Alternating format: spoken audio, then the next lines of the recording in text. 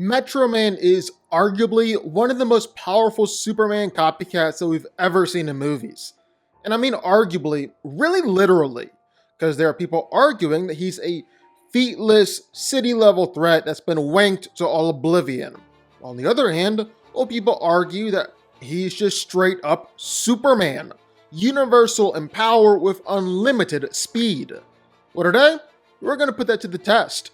Try and figure out just how powerful Metro Man truly is, then have him run through a brutal gauntlet to see who actually has a shot at taking this guy down. So let's get to it. The other last survivor of a dying alien race from the Glaupunk quadrant, Metro Man grew out to be everything his rival Megamind was not. Revered, raised in a wealthy adopting family, possessing good looks, and eventually going on to be a symbol of truth and justice.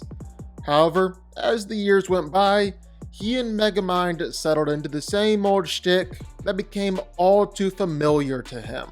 This actually led Metro Man to go through an identity crisis and decided to abandon his seemingly predetermined role, where he ended up becoming Music Man instead of Metro Man. And for starters, Metro Man should be pretty strong. When Metro Man disappeared for a while, Megamind gave his powers to a kid to become the next big hero, and accidentally caused the kid to become an evil supervillain and destroy the city. And even with a knockoff of Metro Man's powers, Titan was strong enough to lift up a pretty substantial part of a skyscraper, then threw it way far away with incredible accuracy, meaning that he had great precision and control while he was doing it, just showing off how strong he actually is. Then Metro Man showed up and Titan ran away screaming. He didn't even try and fight him, suggesting that Metro Man should be way stronger than Titan and should be able to do way more impressive stuff. That's actually where we can get into some scaling. Not just any scaling, but dandruff scaling. Because here's the thing, Metro Man and Titan are not true one-to-one replacements for each other, even though Megamind gave Titan all of Metro Man's powers. But Megamind gave Titan those powers by extracting Metro Man's DNA from a piece of his dandruff, which actually doesn't have a lot of DNA in it. In fact, by scaling the amount of DNA in a single piece of dandruff versus the DNA in Metro Man's whole body, well, you can actually say that Metro Man is literally billions of times stronger than Titan. And if Titan is throwing around skyscrapers and wrecking city blocks, then that would put Metro Man up to country level in power and strength. Obviously, that might be highballing it a bit, but for funsies, let's just go with it. So then what about durability? Well, Metro Man really didn't do anything that impressive.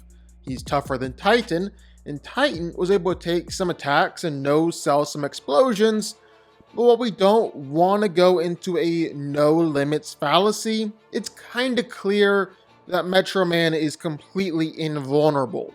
Pretty much nothing can hurt him, and he can even survive death rays no problem. And not just any death ray, but a death ray with the full power of the sun. And even though Metro Man wasn't directly hit by that blast, he's too quick for that. Well, Metro Man was never actually afraid of the blast, wasn't even fazed by it. And Megamind was shocked when he thought it actually killed Metro Man. So he didn't think it was gonna work either.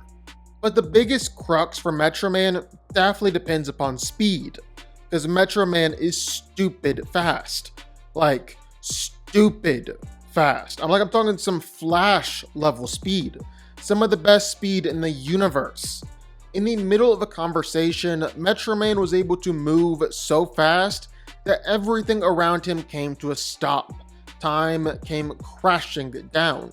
He had a full-on existential crisis in this moment. He traveled around the world, read books, sat with his thoughts, really took his time with it. The dude was reconsidering his whole existence, and he did it all in an instant while time was frozen around him. He lived out days in the blink of an eye. This is massively, massively faster than the speed of light.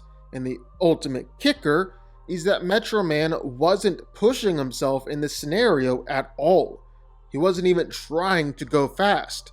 He was casually walking around through this whole process. Just imagine how quick Metro Man would be if he was actually trying. Metro Man is extraordinarily powerful.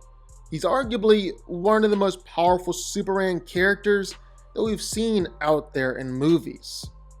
And the first one to go up against him is Iron Man, and I'm going to put Iron Man in the land a few good punches category. That's pretty much just solely from his fight with Thanos with the Infinity Gauntlet, taking full-on blast from the Power Stone and just getting stomped on by the Mad Titan. Well, that's not necessarily a bad showing right there. It makes me think that Iron Man could take the same type of punches from Metro Man too.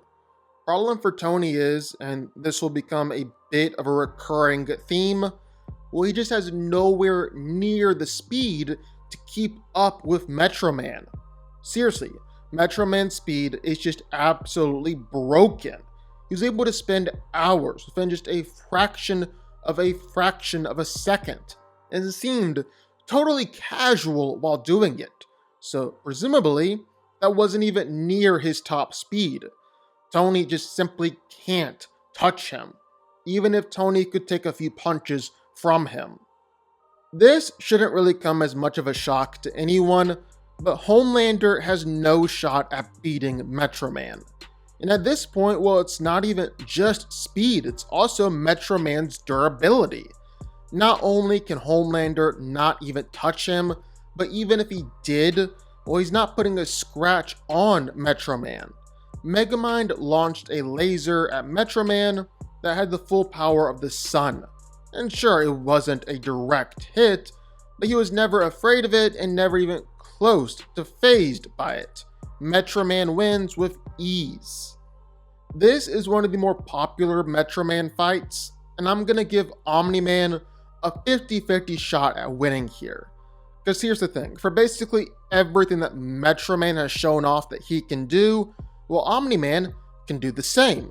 In fact, in terms of strength and durability, well, Nolan straight up has the better feats, like taking nuclear bombs to the face at point blank range, withstanding the literal pool of a black hole. All of that is better than what Metro Man has actually shown us on the screen. You have to use scaling to get Metro Man up that high. And even in terms of speed, well, you can argue that Omni-Man is an equal here. Nolan flying across light years upon light years upon light years in just moments is right up there with Metro Man. So yeah, this is essentially a 50-50. I'm going to be a little controversial here and say that Doomsday goes in the land a few punches category, not 50-50. Because here's the thing, Superman already showed us the game plan for how to successfully defeat Doomsday, and Metro Man could realistically execute that game plan even better. Just take Doomsday up into outer space, which Superman was doing, and if you remove outside forces from the equation and add on the fact that Metro Man looks to be even faster than Superman, well, that's why Doomsday falls into this category.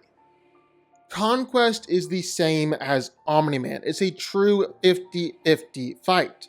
Because really, Conquest and Omni-Man should at least scale to relative equals, if not Conquest actually getting the slight edge, just because of all the Viltrumite lore that surrounds the guy. And that means that Conquest should be able to keep up with Metro Man in terms of speed, if we're comparing him to Omni-Man. And honestly, might have the better strength and durability. Either way, a true 50-50 fight. Titan doesn't stand a chance, and that's because, well, we already saw that fight basically play out. Sure, it wasn't the true Metro Man, but if Titan ends up running screaming from a fake Metro Man, well, then I can't even imagine what would happen when he runs into the real thing. Yeah, no chance. I'm gonna say Invincible can land a few punches, but really nothing more. Because here's the thing, if I'm saying that Omni-Man and Conquest can give Metro Man a true 50-50 fight, well then I can't at the same time put Invincible in that same category, since Invincible clearly isn't that same tier, at least at this point. Because yeah, sure, he ended up winning a fight against Conquest, but he won't have the help of Adam Eve here, and Metro Man also isn't going to be playing around for the vast majority of the fight. So best I can say for Invincible is that he lands a few good hits. Hate to say it, but I think Thor belongs in the land a few good punches category too. Because the name of the game here is just simply speed. Thor's got a weapon in Stormbreaker that could actually injure Metro Man. He's got literally planetary strength feats and star level durability with that showing in the Forge. But he just doesn't have the speed. Thor was getting statued by Quicksilver. Quicksilver, the guy who can't even outrun bullets. I kid. But still, Pietro is nowhere near as fast as Metro Man. And if Metro Man wants to, at any moment, he can just simply go statue mode. There's nothing that Thor can do about it. I'm gonna say that Superman belongs in the 50-50 category because it's the same thing as the higher tier Viltrumites. Clark has shown off better strength and durability feats than Metro Man. You really have to use scaling to get Metro Man to being in the same ballpark as Soup's strength and toughness. And the kicker is that he's got the speed to compete with Metro Man. I think ultimately Metro Man is faster, but Superman was the only guy we've ever seen actually keep pace with the Flash. And the Flash is relatively equal to the speed Metro Man was showing off. So yeah, I feel comfortable saying that it's 50-50. And if Superman is 50-50, well then unfortunately for Diana, Wonder Woman has no shot here. That might seem a bit harsh, it is still Wonder Woman, but if we're using Superman as a benchmark for Metro Man, well, we've already seen how this fight plays out. Superman was able to completely statue Wonder Woman whenever he wanted to and could just simply overpower her at will. Think it goes really similar if she tries to fight Metro Man. And the one guy who I'm confident can beat Metro Man, well, is Saitama. His feats just simply outclass everything that Metro Man has ever done, even including speed. There are really two ways to look at Saitama. One, he's a limitless gag character who simply cannot lose a fight. Or two, an extremely powerful character that is too strong for anything in his world, but isn't necessarily limitless.